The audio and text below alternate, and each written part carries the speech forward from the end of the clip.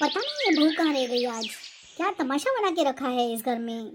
सुबह के 9 बज गए हैं और एक चाय का कप तक नसीब नहीं हुआ है। नाश्ता तो दूर की बात है। ये बहू को ना जैसे कोई फर्क ही नहीं पड़ता। ना समय का कद्र न बड़ों की इज्जत। घर के सब लोग यहाँ भूखे बैठे हैं और उससे देखो पता नहीं कहाँ मर गई। सूरज सर पर आ गया है और ये अभी तक बिस्तर पर लेटी होगी। ऐसा नहीं कि सूरज निकलने से पहले रसोई में खड़ी हो जाए। बस ये बहू तो ना अपने मन की चलाती है। हर दिन यही हाल है, कभी चाय ठंडी कभी नाश्ता लेट। इस घर में कोई नियम कायदा है भी या नहीं? अरे बहू, सब इंतजार कर रहे हैं। आज चाय नाश्ता मिलेगा या नहीं, या हम सब आज भूखे बैठे रहे यहाँ पे? सरला, तुम ये बात आराम से भी बोल सकती हो ना। इतना चिल्लाने की क्या जरूरत है। मम्मी ना बिल्कुल ठीक कह रही है। ये प्रिया ना बहुत कामचोर हो गई है। अभी तक सो रही होगी। इसे घर में पूरा दिन काम ही क्या होता है। सारा दिन सोती तो रहती है। सुबह नाश्ता नहीं दे सकती समय पर। वो हम सबको हमेशा इंतजार करना पड़ता है। मैं तो ना इस बहू के लक्षणों से बहुत परेशान हूँ। पूरे दिन उसको काम ही क्या है, बस खाना तो बनाती है, वो भी उससे ठीक से नहीं होता। एक काम जो ढंग से करती हो। बेटा आदित्य, जरा इस बहू की लगाम को ना कस के रख। तुम सही कहती हो माँ। मैं अभी जाके देखता हूँ उसको। प्रिया, प्रिया, उठी क्या तुम? प्रिया, ये क्या, तुम अभी तक सो रही हो? एक बहू होते हुए ये सब तुम्हें शोभा देता है? प्रिया, क्या हुआ जी, आप इतना चीख क्यों रहे हैं? चीखू नहीं तो और क्या करूं। माँ जी और बाबूजी कब से चाय का इंतजार कर रहे हैं और तुम हो कि सो रही हो आराम से। पता नहीं आज इतना लेट तक मैं कैसे सोती रही। शायद रात को मैं लेट सोई थी, इसलिए अभी मेरी आंख नहीं खुली। अब तो माँ जी मेरे ऊपर बहुत नाराज होंगी। चलो जल्दी से जाती हूँ किचन में। चलो जाओ जल्दी किचन में और चाय बना दो सबके लिए। तुम्हारी इन सब गलतियों के लिए ना हमेशा मुझे सुनना पड़ता है। गलती हो गई जी, आगे से ध्यान रखूंगी। अब जल्दी जाओ ना, समय क्यों बर्बाद कर रही हो। ले आई महारानी चाय, बहुत जल्दी आ गई। थोड़ी देर और सो लेती। इतनी जल्दी क्यों उठ गई? वो मम्मी जी, कल रात को किचन की थोड़ी सी सफाई की थी ना, इसलिए उठने में थोड़ा लेट हो गया। गलती हो गई मम्मी जी, माफ कर दीजिए। चाय तो तुमने इतनी देरी से दी है, अब नाश्ता क्या दोपहर के खाने के टाइम पे मिलेगा? कुछ नाश्ता बनाने को लिया तुमने? सब सुबह से भूखे बैठे हैं। जी मम्मी जी, वो पराठा बनाने की सारी तैयारी कर दी है मैंने। मैं बस अभी थोड़ी देर में लेके आती हूँ। चल जा फटाफट और पराठे सेक करके लेकर आ। तुम्हारे ससुर जी को सुबह की दवाई भी लेनी है नाश्ता करके। जी माँ जी। प्रिया, एक मिनट सुनो। जी कहिए। आज के बाद मेरी माँ को कोई शिकायत का मौका नहीं देना। अगर मैंने कोई शिकायत सुनी अपनी माँ के मुंह से तो मुझसे बुरा कोई नहीं होगा। अच्छी तरह से ध्यान रखो। आदित्य बेटा, तुझे ऑफिस के लिए भी लेट होता होगा ना? हाँ माँ, लेट तो हो गया हूँ। तू जा बेटा, अपनी तैयारी कर। नाश्ता बन जाएगा तो मैं तुम्हें बुला लेती हूँ। ठीक है माँ। सरला, तू हमेशा आग में घी का काम क्यों करती है? तू हमेशा आदित्य को क्यों भड़काती रहती है? उसे चैन से रहने भी नहीं देती। हर दिन शिकायत करके तुम उसी के दिमाग में जहर भर रही हो। माँ होकर भी तुम उसे समझाने के बजाय गुस्सा दिलाती हो। देखिए जी, कह देती हूँ, घर के मामलों में आप टांग नहीं अड़ाएं तो ही अच्छा रहेगा। आपके लिए भी और मेरे लिए भी। इन बहुओं को कैसे हैंडल करना है मुझे अच्छे से पता है। ये कभी नहीं सुधरेगी। वासु बेटा, तैयार हो गया ऑफिस के लिए? हाँ माँ। माँ, नाश्ता बन गया क्या? हाँ बेटा, बहू अभी लेके आ रही है। माँ, भैया नहीं दिख रहे और पापा कहाँ गए? अरे आदित्य भी ऑफिस जाने की ही तैयारी कर रहा है और तुम्हारे पापा भी यही हैं। और बताओ बेटा, कैसे चल रहा है तुम्हारा ऑफिस? माँ, ऑफिस तो बहुत अच्छा चल रहा है। मुझे तुमसे एक बात करनी थी। हाँ हाँ बोलो बेटा। माँ, मैं तुमसे ये कहना चाहता हूँ कि मेरे ऑफिस में एक लड़की है जो मुझे बेहद पसंद है और मैं उससे शादी करना चाहता हूँ। अरे वासु बेटा, हमारी मर्जी के बगैर तू ऐसे कैसे किसी लड़की को पसंद कर सकता है? हमने तो देखा भी नहीं है उस लड़की को, हम तो मिले भी नहीं है उससे। पता नहीं कौन से घर की है, क्या करती है, कहाँ की रहने वाली है, ऐसे कैसे तुमने डिसाइड कर लिया? अरे माँ, शांति रखो। आपको दिखाऊंगा भी और मिलाऊंगा भी उससे। बल्कि मैं तो ये सोच रहा हूँ कि मैं आज शाम को ही उसे यहाँ पे लेके आऊँ। आप मिल भी लेना उससे और देख भी लेना। और पता है माँ, महीने में 1 लाख रुपए कमाती है वो। क्या 1 लाख रुपए महीने में? वैसे भी माँ, वो बहुत अच्छे घराने से है। उसके पापा की बहुत बड़ी हवेली है। बस एक दिक्कत है माँ। वो क्या बेटा? वो ये है माँ कि घर का कोई काम करना नहीं जानती वो। मैंने सोचा कि काम की तो कोई परेशानी नहीं होगी हमारे घर में। भाभी है ना काम करने के लिए। ठीक कहा ना माँ मैंने? अरे हाँ बेटा, काम की क्या परेशानी है, प्रिया सब कर लेगी। और तू शाम को उसे लेकर आ, हम सब मिलेंगे उससे। और खासकर मैं तो बहुत उतावली होती जा रही हूँ उससे मिलने के लिए। माँ, तुम्हें वो बहुत अच्छी लगेगी, शाम को उसे लेकर आता हूँ मैं। हाँ हाँ बेटा, मैं भी अभी जाके प्रिया से तैयारी करने के लिए कहती हूँ, उसके लिए कुछ अच्छा सा नाश्ता बनवा लेती हूँ। ठीक है माँ, अभी मैं चलता हूँ, ऑफिस के लिए लेट हो रहा हूँ मैं। अरे बेटा, नाश्ता तो करते जा। नहीं नहीं मम्मी, मैं ऑफिस में जाके खा लूंगा, तुम चिंता मत करो। ठीक है बेटा। जियो मेरे लाल, तुमने तो आज मेरा दिन ही बना दिया। कितना कमाती है? 1 लाख रुपए महीने में? मैंने तो एक साथ कभी नहीं देखे पहले 1 लाख रुपए। प्रिया को बोल देती हूँ अच्छा सा शाम को नाश्ता बना के रखेगी। और नाम क्या बताया उसने? अरे नाम तो पूछना मैं भूल ही गई। मेरी प्यारी छोटी बहू आएगी आज मुझसे मिलने। प्रिया, प्रिया, जल्दी आओ प्रिया। जी माँ जी, आपने मुझे बुलाया? प्रिया बहू, आज वासु की एक दोस्त शाम को घर पे आएगी, तो तू उसके खाने पीने का अच्छे से इंतजाम कर लेना। और हाँ, कोई कमी नहीं रहनी चाहिए किसी चीज में, समझ गई ना? जी माँ जी, समझ गई मैं। आप बिल्कुल निश्चित रहिए, कोई कमी नहीं होगी, मैं सब संभाल लूंगी। एक बात और प्रिया। जी माँ जी। प्रिया की जब वो दोस्त घर पर आए ना, तब तुम उसके सामने मत आना। क्या सोचेगी वो कि वासु की भाभी ऐसी गवार सी क्यों है? नेहा, तू अचानक से कैसे आ गई? माँ, वो आपके दामाद शहर से 1-2 दिन के लिए बाहर गए हुए हैं, तो माँ मैं इसलिए इधर आ गई। वहाँ पर अकेले बैठ के मैं क्या करूँ? और जाते जाते आपके दामाद ने भी बोला कि तू मायके चली जा, इसलिए बस मैं आ गई माँ। अरे नेहा, ये तो तूने बहुत अच्छा किया। बैठ ना, खड़ी क्यों है? वैसे भी मैं तुम्हें फोन ही करने वाली थी, तुम्हें एक बात जो बतानी थी। कौन सी बात माँ? अरे आज तुम्हारे भाई वासु की एक दोस्त आने वाली है शाम को। कौन सी दोस्त माँ? और वो यहाँ क्यों आ रही है? अरे हमें मिलने आ रही है वो। अरे माँ, वासु भैया का कोई ना कोई दोस्त तो घर में आते ही रहता है हमेशा मिलने, इसमें इतनी खास बात क्या है माँ? अरे नेहा, तुम्हें तो कुछ नहीं समझता, तो समझाओ ना माँ। अरे उसकी कोई लड़की दोस्त मिलने आ रही है, लड़की, समझी? तो क्या वासु भैया उससे शादी करने वाले हैं? अरे नेहा बेटा, तू भी ना बहुत सवाल जवाब करती है। पहले तो कुछ खा पी ले, बैठ जा आराम से, तसल्ली से बात करेंगे फिर। आराम से मैं तुम्हें सब समझाती हूँ। अभी मैं पहले तेरे लिए कुछ मंगा देती हूँ खाने पीने के लिए। प्रिया, प्रिया, प्रिया, देख तेरी ननद आई है, उसके कुछ खाने पीने का इंतजाम कर। क्या बात है माँ, आपकी खुशी तो छुपा ही नहीं छुप रही है। इतना खुश तो मैंने आपको पहले कभी नहीं देखा। अरे नेहा, बात ही कुछ ऐसी है। अरे माँ, पहेलियाँ मत बुझाओ, मुझे बताओ ना कि आखिर ऐसी क्या बात है जिससे तुम इतनी मुस्कुराई जा रही हो। अरे नेहा, उस लड़की से एक बार वासु की शादी हो गई ना, तो इस घर के बाग खुल जाएंगे, समझी तू? पर मम्मी, ऐसी क्या खास बात है उस लड़की में? तुझे पता है वो वासु के ऑफिस में ही काम करती है, और तुझे पता है कितना कमाती है? 1 लाख रुपए महीने कमाती है, 1 लाख रुपए।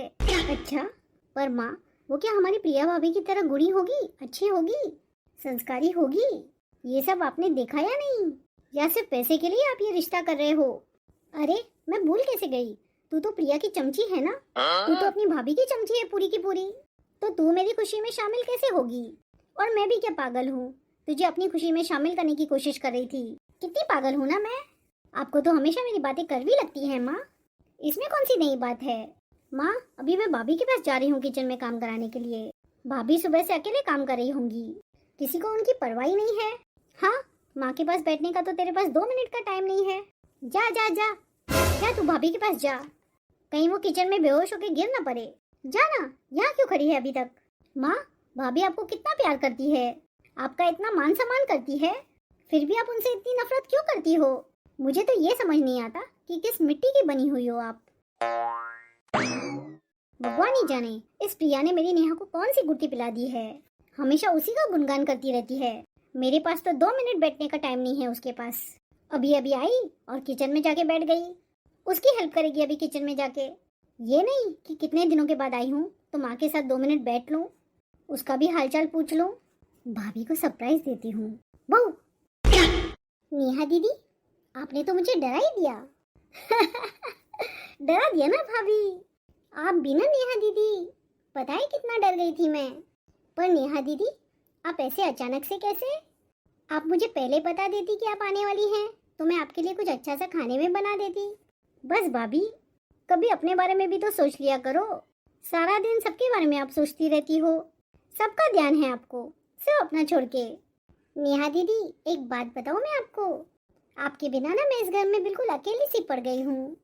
ऐसे लगता है कोई मेरा है ही नहीं। किसी से भी मैं अपने मन की बात शेयर ही नहीं कर सकती। बहुत मिस करती हूँ मैं आपको। आपके बिना तो मेरा मन ही नहीं लगता है बिल्कुल भी। हमेशा आपको ही याद करती रहती हूँ। तो देखो भाभी, आपने मुझे याद किया और मैं आपके सामने हूँ। वैसे भाभी, वासु भैया अपने किस दोस्त को आज घर पे लेके आ रहे हैं, आपको कुछ पता है? नहीं दीदी, मम्मी जी ने मुझे इसके बारे में कुछ नहीं बताया।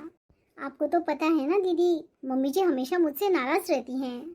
उन्होंने सिर्फ खाना बनाने के लिए बोला मुझसे, तो मैं बस उसी की तैयारी कर रही थी। भाभी, एक बात पूछूं? हाँ हाँ नेहा दीदी, क्यों नहीं। भाभी, आपको बुरा तो लगता होगा ना जब माँ ऐसा बर्ताव आपके साथ करती है? सच कहूँ तो नेहा दीदी, मुझे बहुत बुरा लगता है, पर एक उम्मीद है कि माँ जी किसी दिन मुझे अपनाएंगी, मुझे प्यार करेंगी, मेरे सिर पर हाथ रखेंगी, आशीर्वाद देंगी, मुझे अपनी बेटी बनाएंगी, मुझे अपनी बेटी की तरह समझेंगी। इसी उम्मीद में मैं उनकी दिन रात सेवा करती हूँ। सेवा में कोई कमी नहीं छोड़ती। वो जैसे बोलती हैं वैसे करती हूँ। माफ़ी चाहती हूँ भाभी, अगर मैंने आपका दिल दुखाया हो तो। अरे नहीं नहीं नेहा दीदी, भला आप क्यों मुझसे माफ़ी मांग रही हैं? मैं भी ना कैसी हूँ, आपका भी दिल दुखा दिया मैंने। पता नहीं भाभी, मैं तो ये सोचती हूँ कि माँ को किस दिन अकल आएगी। अपनी हीरे जैसी बहू को छोड़ के पता नहीं किस कोयले की चाह में भाग रही हैं वो। पर देखना भाभी, एक दिन माँ को ज़रूर अकल आएगी। तब माँ को अपनी गलतियों का बहुत पछतावा होगा। जल्दी ही वो दिन आएगा भाभी, आप घबराइए मत। भगवान के घर देर है, अंधेर नहीं। अरे, तुम दोनों के बीच में क्या बातें हो रही हैं? मुझे भी शामिल कर लो अपनी बातों में। वासु भैया, आप? नेहा, तू कब आई? मैंने तो तुझे देखा ही नहीं। भैया, अभी थोड़ी देर पहले ही मैं आई हूँ, तब आप घर पे नहीं थे। ये तो तूने बहुत अच्छा किया नेहा कि तू आज आ गई। अब तू सारी चीजें संभाल लेना। जी भैया, सब चीज़ें संभालने तो आई हूँ मैं यहाँ पे। और भाभी, आपने खाने पीने का सारा अरेंजमेंट कर लिया है ना? हाँ भैया, मैंने अपने हिसाब से तो सब कुछ अच्छे से कर लिया है, पर आप एक बार देख लीजिए। अगर कोई कमी लगे तो मुझे बता दीजिएगा, मैं दोबारा से बना दूंगी। नहीं नहीं भाभी, कैसी बात कर रही हैं आप? आपने बनाया तो सब ठीक ही बनाया होगा। और नेहा भी है यहाँ पे अब तो मेरे देखने की क्या जरूरत है? नेहा है और आप हो, तो मुझे पता है आप दोनों संभाल लेंगी सब। भैया, आपकी वो दोस्त कब तक आ रही है? बस भाभी, वो पहुँचने ही वाली होगी। भाभी, आपसे एक रिक्वेस्ट करनी है मुझे। हाँ बोलिए ना वासु भैया। भाभी, वो मैं क्या कह रहा था, जब बबीता आए ना तो आप उसके सामने मत आइएगा। वासु भैया, आप बिल्कुल निश्चिंत रहिए। जब बबीता आएगी तो मैं बबीता के सामने बिल्कुल नहीं आऊंगी। पूछ सकती हूँ वासु भैया, ऐसा आपने क्यों कहा? वो नेहा, बात ऐसी है कि बबीता ना बहुत अच्छे घर से है और बहुत पढ़ी लिखी भी है। तो वो जब भाभी को देखेगी तो वो क्या सोचेगी हमारे बारे में कि इनकी बड़ी बहू कैसी गंवार सी है, कैसे कपड़े पहनती है और कैसे रहती है। इसलिए ना बबीता के सामने मैं इसे लाना नहीं चाहता। चलो अभी मैं चलता हूँ, शायद वो पहुँचने वाली रहेगी। और नेहा, तू सारा सामान ले आना खाने पीने का। वासु भैया से मुझे बिल्कुल ये उम्मीद नहीं थी, वो भी औरों की तरह ही निकले। इसमें आप इतनी दुखी क्यों हो गई दीदी? वासु भैया ने कुछ गलत भी तो नहीं कहा ना? सही तो कहा उन्होंने। उनकी दोस्त इतनी पढ़ी लिखी है, समझदार है। अगर वो मुझे देखेगी तो क्या सोचेगी मेरे बारे में कि इनकी भाभी कैसी अनपढ़ गंवार सी है। इसलिए दीदी, आप अपने मन पे कोई भी बात न लें और अब जल्दी से आप नीचे चली जाओ। सब आपका इंतजार कर रहे होंगे। और हाँ दीदी, मुझे बिल्कुल भी बुरा नहीं लगा इस बात का। भाभी, आप किस मिट्टी की बनी हो? आपको बिल्कुल बुरा नहीं लगता कोई कुछ भी कह दे आपके लिए? अब मेरी ननद रानी ने अपना मुंह ऐसे क्यों लटका लिया? दीदी, आप कब तक परेशान रहोगे? चलो जल्दी जाओ नीचे, सब नीचे आपका इंतजार कर रहे होंगे। ठीक है भाभी, मेरा मन तो नहीं था जाने का, पर आप कहती हो तो जाती हूँ। बबीता बेटा, आने में बड़ी देर कर दी। हम सब कब से तुम्हारी राह देख रहे थे। वो क्या है ना आंटी जी, मैं रास्ते में आ रही थी ना तो मेरी गाड़ी खराब हो गई, तो मुझे गाड़ी गराज में लेके जानी पड़ी, इसलिए आने में मुझे थोड़ी सी देरी हो गई। कोई बात नहीं बेटा। और बेटा, कुछ अपने बारे में बताओ, तुम्हारे घर में कौन कौन है? वो क्या है ना आंटी जी, जब मैं छोटी थी ना तब मम्मी पापा का डिवोर्स हो गया था, तो पापा को मेरी कस्टडी मिली थी, तो मैं पापा के साथ ही रहती हूँ। घर में पापा हैं, मैं हूँ और एक दो नौकर चाकर हैं।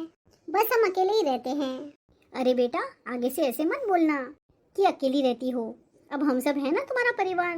पर आंटी जी, मुझे ये समझ नहीं आता कि आप इतने सारे लोग इतने छोटे से घर में कैसे रहते हैं। बेटा, घर बड़ा हो या छोटा हो उससे कोई फर्क नहीं पड़ता। इंसान के दिल में जगह होनी चाहिए। पर अंकल जी, मुझे ऐसे लगता है आजकल लोगों को बड़ा घर ही चाहिए। दिलों में जगह कौन देखता है। बबीता, ये क्या बोल रही हो तुम? ये मेरे पापा हैं, सोच समझ के बोलो। सॉरी वासु, मेरा बिल्कुल भी वो मतलब नहीं था। तुम प्लीज मुझे गलत मत समझना। तुम्हें तो पता है ना, मैं मुंहफट हूँ, कुछ भी बोल देती हूँ। कभी कोई सिखाने वाला नहीं रहा ना मुझे अभी तक, इसलिए क्या सही है और क्या गलत है इसकी मुझे परख नहीं। चलिए तो फिर मुझे अपने फैमिली के बाकी मेंबर्स से मिलाइए।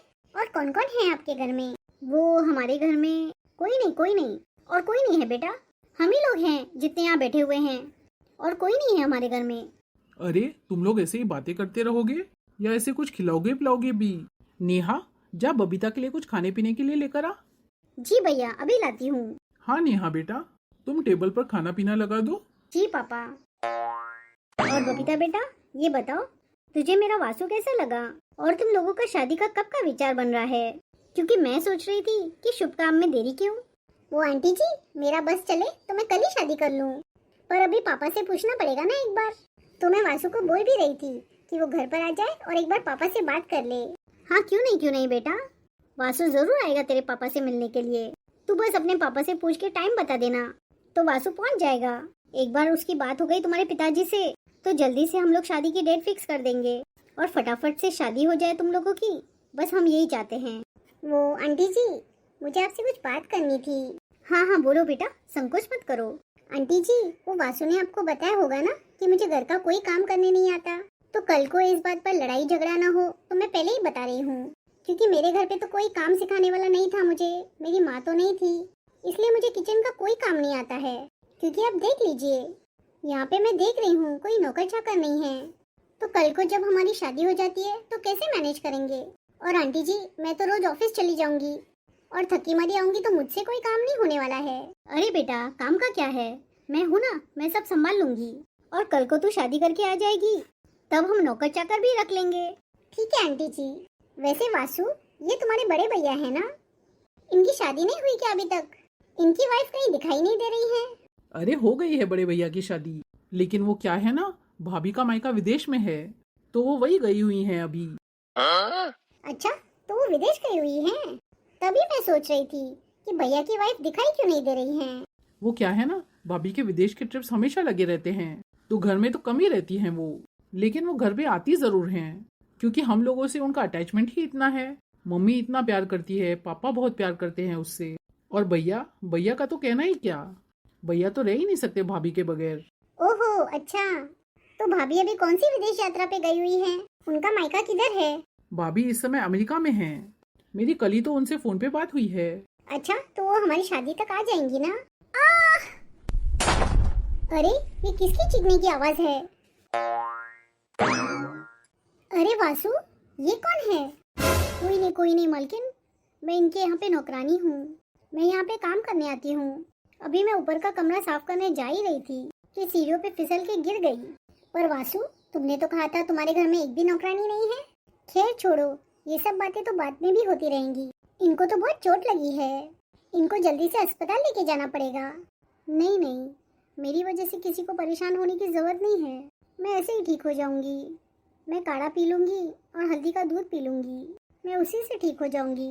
बस करो भाभी, और कितना झूठ बोलोगी आप? बस करो, मुझसे अब सहन नहीं हो रहा है। भाभी? किसकी भाभी? कौन भाभी? ये सब क्या चल रहा है इधर? कोई मुझे बताएगा? मैं सब बताऊंगी आपको, लेकिन उसके पहले मैं भाभी को ऊपर रूम में लेटा के आती हूँ। चलिए भाभी, अपने रूम में चलिए। ये सब क्या है वासु? वो बबीता, मैं बबीता जी? हाँ बोलो। ये जो थी ना, जिनको अभी आपने देखा, ये मेरे आदित्य भैया की वाइफ है, मतलब इस घर की बड़ी बहू, मेरी भाभी। ये क्या बोल रही हो तुम? तो फिर ये इस हाल में कैसे? ये आप वासु भैया से पूछेंगे तो अच्छा रहेगा, क्योंकि जिस भाभी ने उन्हें माँ बन के पाला, आज उन्हीं भाभी को भाभी कहते हुए उन्हें शर्म आ रही है, क्योंकि आप आ गई हो ना उनकी जिंदगी में, तो आपके सामने उनकी नाक नीची हो जाएगी। इसलिए वो भाभी को भाभी कैसे कहें, क्योंकि भाभी गंवार है ना, पढ़ी लिखी नहीं है ना, इसलिए। वासु भैया सही कह रही हूँ ना मैं? वासु, ये नेहा क्या कह रही है? नेहा सही कह रही है। आज मुझे अपनी भाभी माँ को भाभी बोलने में शर्म आ रही है, क्योंकि तुम्हारे आगे मेरी इज्जत मिट्टी में मिल जाएगी। वासु, तुम्हें ऐसा क्यों लगता है? क्योंकि भाभी कम पढ़ी लिखी है ना, गंवार है, इसलिए मुझे उनको मिलाने में किसी से शर्म आती है। हम समाज में उन्हें दिखा नहीं सकते, इसलिए उन्हें हमेशा छुपा के रखते हैं, क्योंकि मैं भी तो उसी गलत समाज का हिस्सा हूँ ना। इसमें मेरी क्या गलती है बताओ? और बाबूजी, आप ऐसे चुप क्यों खड़े हैं? कुछ तो बोलिए ना। हमेशा जब माँ कुछ गलत बोलती है भाभी को, तो आप ही तो आवाज उठाते हैं भाभी के लिए, और आज आप ऐसे चुप चुप क्यों खड़े हो गए हैं? कुछ तो बोलिए। क्या बोलूं मैं नेहा, मैं तो अपनी ही नजरों में गिर चुका हूँ, कुछ बोलने के काबिल ही नहीं हूँ, तो मैं किस मुंह से कुछ बोलूं? अच्छा है कि मैं चुप रहूं। और ये है मेरी माँ, जिनकी मेरी भाभी दिन रात सेवा करती हैं, सिर्फ इस उम्मीद में कि ये उनसे सीधे मुंह बात करेंगी, उनके सिर पे हाथ रखेंगी, उन्हें आशीर्वाद देंगी। पर ये तो सब बहुत दूर की बात है। माँ तो भाभी से कभी सीधे मुंह बात भी नहीं करती हैं। मुझे पता था तू और तेरी भाभी वासु का घर बसने नहीं देंगी, घर बसने के पहले ही उसे उजाड़ दोगी। और मुझे ये पता है कि प्रिया आज जानबूझ के सीढ़ियों से गिरी है, ताकि बबीता को सारी सच्चाई पता चल जाए उसके बारे में। सरला, इतना सब कुछ हो गया, फिर भी तुम ऐसे कैसे कह सकती हो? तुम्हें अपनी बीवी कहने में मुझे शर्म महसूस होती है। बस करो अब, बस करो माँ अब। भाभी के लिए तुम्हारे मन में कितनी करवाहट है।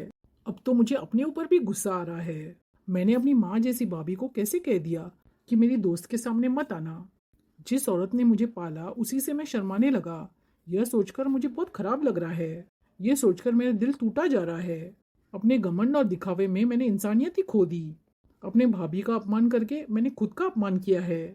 बबीता मुझसे शादी करे या ना करे, पर हाँ, आज मैं ये गर्व से कहता हूँ कि प्रिया मेरी भाभी सिर्फ नहीं है, मेरी भाभी माँ है। वासु, जब मैं इस घर में आई थी तो मैं बहुत खुश होकर आई थी कि मुझे एक नई फैमिली मिल जाएगी, खासकर एक माँ मिल जाएगी जिसकी कमी मुझे जिंदगी भर रही है। पर आज मुझे बड़े दुख के साथ कहना पड़ रहा है कि जिस घर में ऐसी माँ हो, भला वहाँ कौन शादी करना चाहेगा? बबीता जी, इनसे तो आप मिली ही नहीं। ये मेरे बड़े भैया हैं, आदित्य भैया। ये मेरी प्रिया भाभी के पति हैं। बस करो नेहा, अब कितना गिराओगी मुझे? सबसे बड़ा गुनाह तो मेरा है। मैंने सब कुछ देखते हुए भी कभी प्रिया के लिए आवाज नहीं उठाई। पति होकर भी मैंने कभी उसका सम्मान नहीं किया। हर बार मैंने गलत को होते रहने दिया, बस चुप रहा, कभी स्टैंड नहीं लिया उसके लिए। मैं आज बहुत शर्मिंदा हूँ। मैं कभी अपने आप को माफ नहीं कर पाऊंगा। भैया, सोचो भाभी ने कितना बर्दाश्त किया होगा इस घर में। बस करो आप लोग, बस। मुझसे बहुत बड़ी गलती हो गई। मैंने प्रिया बहू के साथ बहुत बुरा व्यवहार किया। वो मेरे डर की वजह से था। उस बेचारी की तो कोई गलती नहीं थी। मुझे हमेशा यह डर सताता रहा कि कहीं वो मेरे बेटे को मुझसे छीन न ले, कि कहीं मेरा बेटा मुझे भूल न जाए। उसी डर ने मेरे दिल को कड़वा कर दिया, और मैंने बिना सोचे समझे उसे कितने ताने मारे, अपमानित किया। उसके दर्द को कभी समझने की कोशिश ही नहीं की। मैंने अपने ही हाथों से अपने घर की शांति तोड़ दी। अगर समय पीछे लौट सकता तो मैं हर वो शब्द वापस ले लेती जो मैंने प्रिया बहू को दुख पहुंचाने के लिए कहे। पर अब मुझे समझ आ गई है, मैं माफी के भी लायक नहीं हूँ। बेटा बबीता, तुम बस सोच समझ के इस घर में शादी करना, क्योंकि तुम्हारा पाला मुझ जैसी सास से पड़ेगा। और तुम तो देख ही रही हो, मैं एक अच्छी सास कभी न बन पाई। पता नहीं आगे बन पाऊंगी भी या नहीं। पर अच्छी बात यह है आंटी जी कि आपको अपनी गलती का एहसास हो गया, और मुझे पूरी उम्मीद है कि आप एक अच्छी सास बनेंगी। और अब मैं वासु से एक ही शर्त पे शादी करूंगी कि अगर आप मुझे माँ वाला प्यार देंगे तो ही मैं उससे शादी करूंगी। आंटी जी, सास वाला प्यार नहीं, माँ वाला प्यार। और वो भी सिर्फ मुझे नहीं, हम दोनों बहुओं को। है मंजूर तो बोलिए। क्यों नेहा, मुझे अपनी छोटी भाभी के रूप में एक्सेप्ट करोगी ना? और हाँ, कोई पार्शियलिटी नहीं करना मेरे साथ। मुझे भी उतना ही प्यार चाहिए जितना तुम बड़ी भाभी को करती हो। अरे हाँ हाँ हाँ, क्यों नहीं मेरी होने वाली छोटी भाभी? बबीता बेटा, तुम्हारे घर में पैर रखते ही घर में सुख, शांति और बरकत आ जाएगी। पुराने गिले शिकवे धीरे धीरे मिट जाएंगे, घर खुशहाली से बढ़ जाएगा। जी माँ जी।